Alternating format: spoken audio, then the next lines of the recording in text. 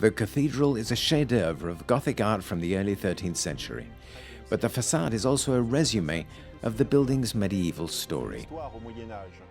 There were three great phases of construction. The first comprises the door and the three windows above it, the lower part of the spire on the left, up to the level of the King's Gallery, and also the whole of the southern spire on the right, that rises to a height of 100 meters, and that was built between 1150 and 1160 at the borderline between Romanesque and Gothic art.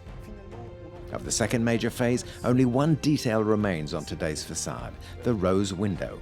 It corresponds to the raising of the arches, undertaken when the architectural techniques made higher construction possible. And then the third phase, the flamboyant Gothic upper spire, on the left, built between 1506 and 1513, following a roof fire. It represents the final part of the major building work.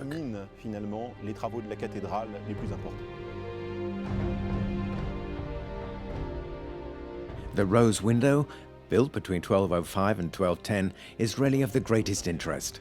Above all, it is one of the first Gothic rose windows ever made, about which we possess a huge amount of documentation in the notebooks of Villard de Honnecourt, an architect of the Gothic period. We have another source of valuable information, a rather astonishing anecdote.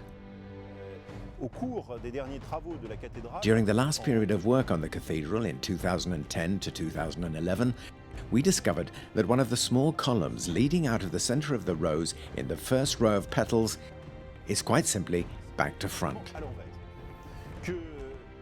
Where we would expect to find the capital, we found the base, and vice versa. The mistake was obviously made not by the sculptors, but amazingly by the masons, who fitted the elements together. When the master builders realized the mistake, it must have been too late.